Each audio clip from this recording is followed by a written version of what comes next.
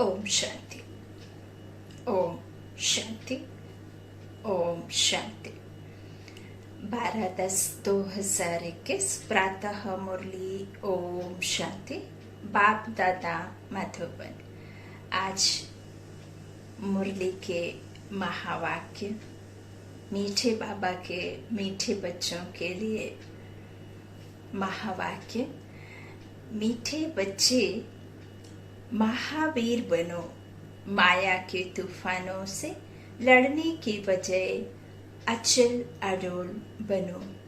प्रश्न है, ब्रह्मा बाबा के सामने अनेक हंगामे होते भी कभी रंज नहीं हुए, क्यों? उत्तर है, क्योंकि बाबा को नशा था कि हमें बाप से वर्षा लेना है। यह तो सब कल्प पहले मुआफिक हो रहा है। Nothing new. निश्चय एक के ऊपर और निश्चय इस बात का कि मुझे बाप से वर्षा लेना है। Nothing new. गालियां तो सबसे अधिक बाप को मिली, फिर कृष्ण को भी गाली देते। अगर हमें भी गाली खाने पड़े तो क्या बड़ी बात है। दुनिया हमारी बातों को जानती ही नहीं तो जरूर गाली देगी, इसलिए कोई भी बात में रंज नहीं हुआ। ऐसे ही फॉलो फादर बनो। तो इस तरह गीत है भोलेनाथ से निराला। ओम शांति। यह भक्ति मार्ग वालों का गीत है। ज्ञान मार्ग में गीत आदि नहीं गाया जाता है, ना बनाया जाता है, ना जरूरत है, क्योंकि गाया हुआ है। बाप से सेकंड में जीवन मुक्ति का वर्षा मिलता है, उसमें गीत आदि की कोई बात ही नहीं। तुम जानते हो, हमें बेहद के बाप से बेहद का वर्षा मिलता है। जो भक्ति मार्ग की रस्म रिवाज है वह इसमें नहीं आ सकती। बच्चे कविता आदि बनाते हैं, वह भी औरों को सुनाने के लिए। वह भी जब तक तुम नहीं समझाओ तब तक कोई समझ ना सके। अब तुम बच्चों को बाप मिला है तो खुशी का पारा चढ़ना चाहिए। बाप ने 84 जन्मों के चक्र का नॉलेज भी सुनाया है। बाबा कहते खुशी होनी चाहिए कि अभी हम स्वदर्शन चक्रधारी बने हैं। बाप से विष्णुपुरी के मालिक बन रहे हैं। निश्चय बुद्धि ही विजयंती। जिसको निश्चय होता वह सतयुग में जाएंगे ही। तो बच्चों को सदैव खुशी रहनी चाहिए। Follow father. बच्चे जानते हैं, निराकार बाबा जब से स्तन में प्रवेश हुआ है तो इनके पास भी बड़े हंगामे हुए है ना। ब्रह्मा बाबा के बारे में सभी जानते हैं, सभी ने सुना भी और देखा भी है। इस तरह हंगामे हुए, भाइयों के झगड़े, शहर के झगड़े, सारे सिंध के झगड़े चले। और बाबा की लौकिक हाउस, लौकिक जन्म, लौकिक स्थान के बारे में भी सभी को पता है। बाबा के बच्चों को तो पता ही है कि वो कहाँ से बिलोंग करते थे, कहाँ रहते थे, क्या था उनका, क्या बिजनेस करते थे, कैसे कैसे उनका जो लौकिक जीवन की बायोग्राफी सभी जानते हैं ना। तो कितने शहर के झगड़े, सारे सिंध के झगड़े चले। बच्चे बड़े हुए, कहेंगे जल्दी शादी करो, शादी बगैर काम कैसे चलेगा। गीता पढ़ना मिस नहीं करते थे। जब मालूम पड़ गया कि गीता का भगवान शिव है तो वह गीता पढ़ना छूट गई, है ना। जब तक जिस चीज की नॉलेज नहीं है, अनजान में कोई कार्य करो या कोई गलती हो तो उसकी माफी है। बाबा कहते यदि जानबूझ करके जानते हुए भी गलती करो तो उसे गलती नहीं कहते, उसकी माफी नहीं होती। वो तो जानबूझ के करना हुआ ना, तो उसे कैसे गलती आप कहेंगे, है ना। तो इस तरह से बार बार गलती करना और बार बार रियलाइज करना वो कैसे माफी करी जाएगी। तो इस तरह से बाबा कहते हैं कि फिर वृद्धि होती जाती है ना। अब यहाँ बाबा कह रहे हैं कि गीता पढ़ना मिस नहीं करते थे, लेकिन जब मालूम पड़ गया कि गीता का भगवान शिव है तो वह गीता पढ़ना छूट गई, है ना। यह यहाँ ब्रह्मा बाबा की मुरली में आज बात हो रही है। फिर नशा चढ़ गया कि हम तो विश्व के मालिक बनते हैं, यह तो शिव भगवानोवाच्य है। तो उस गीता को छोड़ दिया और फिर पवित्रता पर बड़ा हंगामा हुआ। भाई, काके, चाचे आदि कितने थे, इसमें बहादुरी चाहिए ना। तुम हो ही महावीर महावीरनी, सिवाय एक के और कोई की परवाह नहीं। पुरुष है रचता, रचता खुद पावन बनता है, तो रचना को भी पावन बनाना है। पवित्र हंस और अपवित्र बगुले इकट्ठे कैसे रह सकते हैं। क्रिएटर तो छठ हुक्म करेगा, हमारी मत पर चलना है तो चलो, नहीं तो निकल जाओ। तुमको पता है लौकिक बच्ची शादी की हुई थी,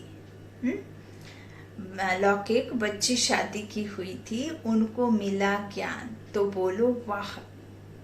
बोले वाह। बाप कहते हैं पवित्र बनो, तो हम क्यों नहीं बनेंगे। जवाब दे दिया पति को कि हम विष नहीं देंगे। बस इस बात पर ही बहुतों का झगड़ा चला। जानकी दादी का भी बहुत बड़ा है इस तरह से, है ना। पीछे लोग आते थे, उनके परिवार वाले आते थे और फिर उनको मारने की धमकी देते थे। तो इस तरह से बड़े बड़े घरों से बच्चियां निकल आई, कोई भी परवाह नहीं की। जिनकी तकदीर में नहीं है तो समझ भी ना सके। पवित्र रहना है तो रहो, नहीं तो जाकर अपना प्रबंध करो। इतनी हिम्मत भी तो चाहिए ना। बाप के सामने कितने हंगामे हुए, बाबा को कभी रंज हुआ देखा। अमेरिका तक अखबारों में निकल गया, नथिंग न्यू, यह तो कल्प पहले मुआफिक होता है, इसमें डर की बात क्या है। हमको तो अपने बाप से वर्षा लेना है, अपनी रचना को बचाना है। बाप जानते हैं सारी क्रिएशन इस समय पतित है। जो रचना है ना, क्रिएशन रचना, वो सारी पतित है। यह तो है ही रावण राज्य ना, तो यहाँ राम राज्य का कोई कैसे हो सकता। तो क्रिएशन इस समय पतित है, मुझे ही सबको पावन बनाना है। बाप को ही सब कहते हैं हे पतित पावन लिबरेटर आओ, तो उनको ही तरस पड़ता है। रहम दिल है ना, तो उनको ही तरस पड़ता है। तो बाप समझाते हैं कि बच्चे कोई भी बात में डरो मत, डरने से इतना ऊंच पद पा नहीं सकेंगे। समाचार माताओं पर ही होते हैं, यह भी निशानी है। द्रौपदी को नग्न करते हैं, बाप 21 जन्मों के लिए नग्न होने से बचाते हैं। दुनिया इन बातों को नहीं जानती है। हाँ, और नग्नता विकार की बात बाबा यहाँ कह रहे हैं। और जो सतयुग और त्रेता में तो वहाँ तो योग बल होता है ना, योग बल से ही सब होता, बच्चे भी योग बल से, तो वहाँ नग्नता की कोई बात नहीं है। तो यह बात बाप समझाते हैं, अच्छी रीति समझना है। दुनिया इन बातों को नहीं जानती है। सदगति दाता तो मैं हूं ना, जब तक मनुष्य दुर्गति को ना पाए तब तक मैं कैसे आकर सदगति दूं। पतित तमो प्रधान सृष्टि भी बनती है, हर चीज नई पुरानी जरूर होती है। पुराने घर को छोड़ना ही पड़ता है। नई दुनिया गोल्डन एज, पुरानी दुनिया आयरन एज। सदैव नई तो रह ना सके। तुम बच्चे जानते हो यह सृष्टि का चक्र है। देवी देवताओं का राज फिर से स्थापन हो रहा है। बाप कहते हैं फिर से तुमको गीता ज्ञान सुनाता हूँ। यहाँ रावण राज्य में दुख हुआ है। राम राज्य किसको कहा जाता है यह भी किसको पता नहीं और समझते भी नहीं, समझना चाहते भी नहीं हैं। बाप कहते हैं मैं स्वर्ग अथवा राम राज्य की स्थापना करने आया हूँ। तुम बच्चों ने अनेक बार राज्य लिया और फिर गंवाया है, यह सबकी बुद्धि में है। 21 जन्म सतयुग में रहते हैं, उसको कहा जाता है 21 पीढ़ी। अर्थात जब बूढ़े होते हैं तब शरीर छोड़ते हैं। अकाले मृत्यु कभी होती नहीं। अब तुम जैसे त्रिकालदर्शी बन गए हो। अभी तुम जानते हो हम जन्म जन्मांतर भक्ति करते हैं। रावण राज्य में भी भव का देखो कितना है, यह है पिछाड़ी का भव का। राम राज्य सतयुग में होगा, वहां यह विमान आदि सब थे, फिर यह सब गुम हो गए। फिर इस समय वह सब निकले हैं। अभी सब यह सब सीख रहे हैं। जो सीखने वाले हैं वह संस्कार ले जाएंगे। आत्मा बुद्धि में यह सब संस्कार ले जाएगी और फिर वहां यह संस्कार को क्या करेगी, प्रैक्टिकल में ला करके फिर वही बनाएगी भी ना। आकर फिर वहां बाबा कहते ये संस्कार ले जाएंगी आत्मा, फिर आकर वहां विमान बनाएंगे। यह तुमको भविष्य में सुख देने वाले हैं। यह विमान आदि भारतवासी भी बना सकते हैं, कोई नई बात नहीं। अक्लमंद तो है ना। यह साइंस तुमको फिर काम आएगी। बाबा कहते ऐसा नहीं है कि साइंस वहां जाकर के काम नहीं आएगी, संस्कार ले जाएगी और फिर वहां स्थापना के कार्य में और बाकी और भी चीजों में साइंस काम आएगी। अभी यह साइंस दुख के लिए है, फिर वहां सुख के लिए होगी। वहां तो हर चीज नई होगी। अभी तो नई दुनिया की स्थापना हो रही है। बाप ही नई दुनिया की राजधानी स्थापन कर रहे हैं। तो बच्चों को महावीर बनना है।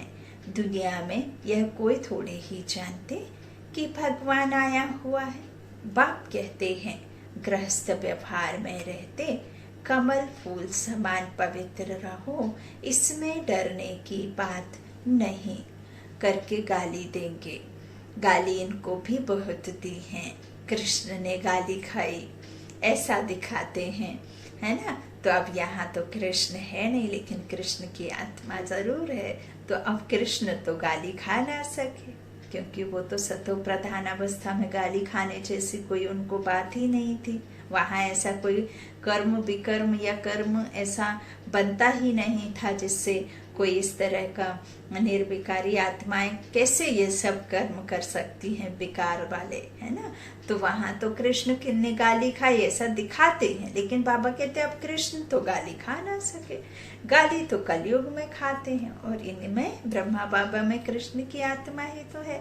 तो तुम्हारा रूप जो अभी है फिर कल्प बाद इस समय होगा, बीच में हो ना सके। क्योंकि एक आत्मा जब अपना तन छोड़ती है शरीर, तो वह दूसरे जन्म में हूबहू वही फीचर्स, वही कहना चाहिए कि तन के फीचर्स आते नहीं। वही स्थान, वही माता पिता, वही घर, वो सब नहीं मिल सकते ना। सब कुछ बदले हो जाता है ना। तो इस तरह से बाबा कहते हैं जो कल्प पहले हुआ था अब वह कल्प बाद इसी समय ऐसे ही सब कुछ होगा, है ना। तो बीच में हो ना सके। जन्म बाय जन्म फीचर्स बदलते जाते हैं। एक आत्मा को 84 जन्मों में एक जैसे फीचर्स मिल ना सके और ना ही पार्ट मिलता सेम, है। तो सतो रजो तमो में आते जाते हैं, फीचर्स बदलते जाते हैं। यह ड्रामा बना हुआ है। 84 जन्मों में जो फीचर्स वाले जन्म लिए हैं वही लेंगे।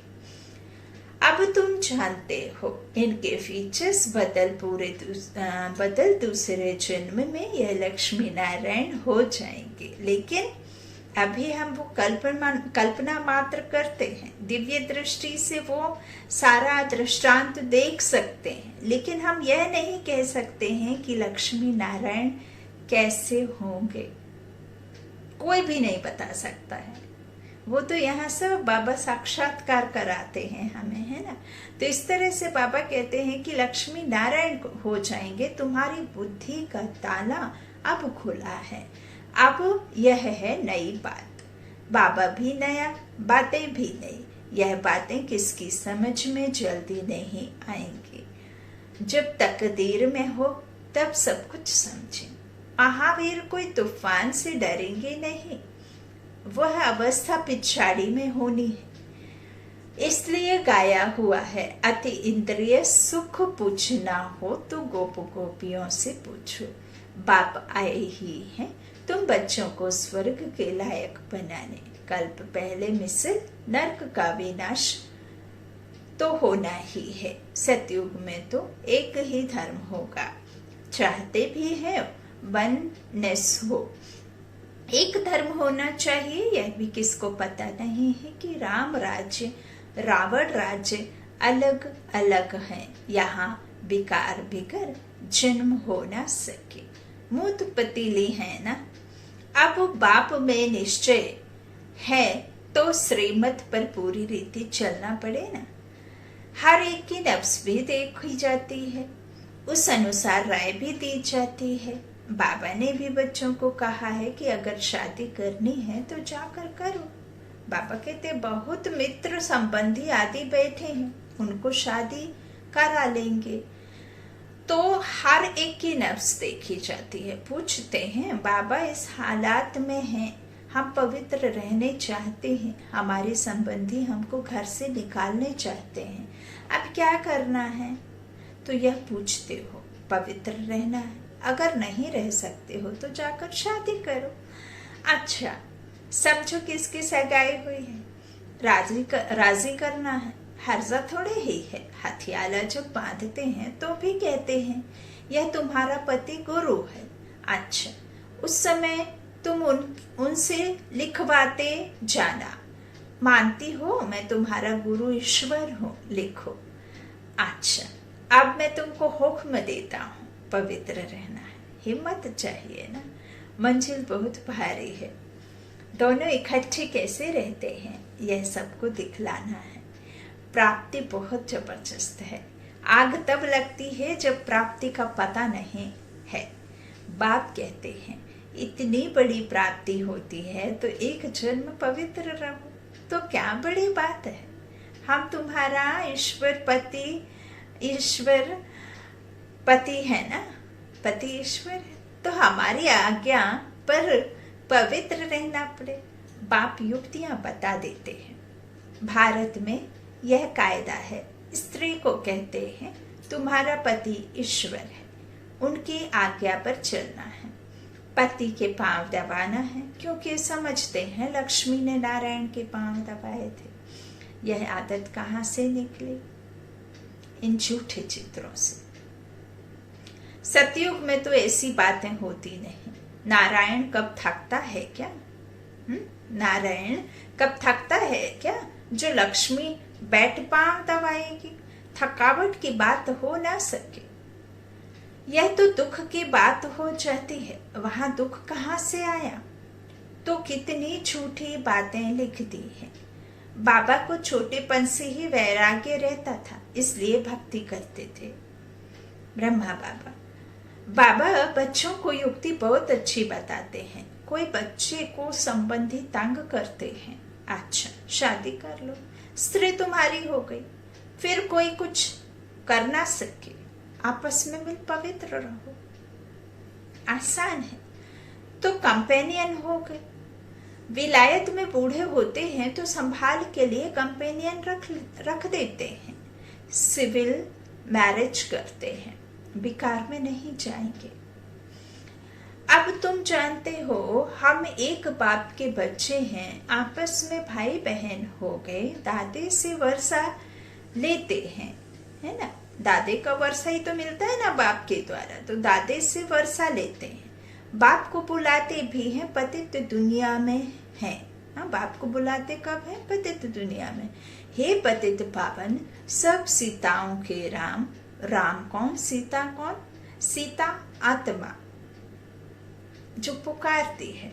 किसे पुकारती है? निराकार राम को, है ना, जो पतित पावन है ना, परम पिता, उसे सीता बुलाती है, अर्थात राम को पुकारती है सीता कि मुझे अब इस पतित दुनिया से क्या करो, ले चलो, है ना, पावन दुनिया में। तो सब सीताओं के राम, मनुष्य राम राम जपते हैं तो सीता को थोड़े ही याद करते हैं। उनसे बड़ी तो लक्ष्मी है, परंतु याद तो एक बाप को करते हैं। सीता राम कहते हैं ना, तो राम सीता नहीं कहते, सीता राम कहते, अर्थात आत्मा राम को पुकारती है ना? तो बाप को बाबा कहते, परंतु याद तो एक बाप को करते हैं। लक्ष्मी नारायण को फिर भी जानते हैं, शिव को तो कोई जानते नहीं। आत्मा बिंदी है तो आत्माओं का बाप भी बिंदी होगा ना। आत्मा में सारा ज्ञान है, उनको कहा जाता है ज्ञान का सागर। तुम आत्मा भी ज्ञान सागर बनती हो। ज्ञान सागर बैठ तुम आत्माओं को समझाते हैं। आत्मा चैतन्य है, तुम्हारी आत्मा ज्ञान का सागर बन रही है। सारी सृष्टि के आदि मध्य अंत का ज्ञान तुमको है।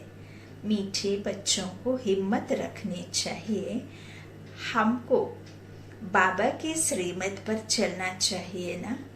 बेहद का बाप बेहद के बच्चों को स्वर्ग का मालिक बनाते हैं, तो बाप कहते हैं तुम भी अपनी रचना को हाथ में रखो।